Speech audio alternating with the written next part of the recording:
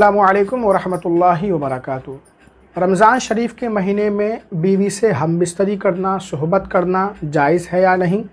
कुछ लोग ये समझते हैं कि रमज़ान के महीने में हमबिस्तरी करना हराम हो जाता है, जायज़ नहीं रहता है। इसी तरह अगर रोज़े की हालत में किसी ने हमबिस्तरी कर ली तो उसका रोज़ा रहेगा या टूट जाएगा। अगर किसी ने भूले से हमबिस्तरी कर ली तो रोज़ा माना जाएगा या नहीं। इस तरह के काफ़ी सवालात हमारे पास आते रहते हैं। इंशाअल्लाह ताला इन तमाम सवालों के जवाब आप इस वीडियो में समाअत करेंगे। इस वीडियो को एंड तक ज़रूर देखें, तभी आप सही मसला समझ पाएंगे। नाज़रीन, शुरू इस्लाम में रोज़ेदारों के लिए ये हुक्म था कि इफ्तार के बाद इशा की नमाज तक यानी मगरिब इशा के दरमियान खा पी सकते हैं, बीवी से हमबिस्तरी कर सकते हैं। इशा की नमाज के बाद खाना पीना, बीवी से हमबिस्तरी करना सब हराम हो जाता था। सहाबा किराम को इसमें मशक्क़त और परेशानी, दुश्वारी होने लगी। एक सहाबी रसूल जिनका नाम हज़रत कैस बिन सिरमा है, ये खेती बाड़ी का काम करते थे और एक दिन काम करके शाम को घर आए। बीवी से कहा कुछ खाने को हमें दो।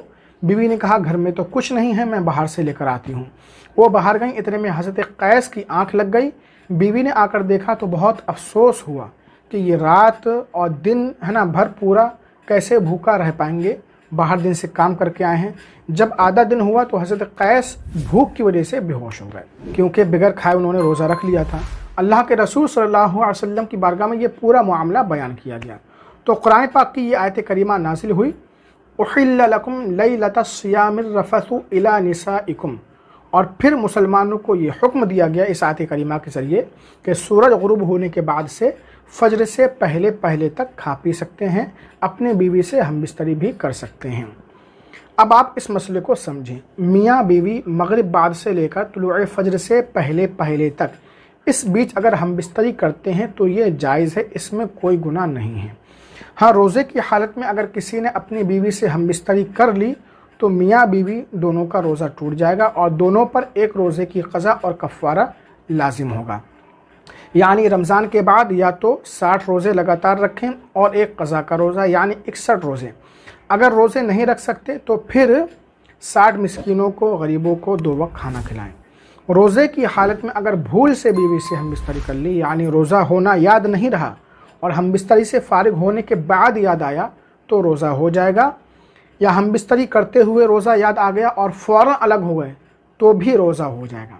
लेकिन रोज़ा याद आने के बाद हमबिस्तरी करते रहे, अलग नहीं हुए, तब ऐसी सूरत में रोज़ा टूट जाएगा।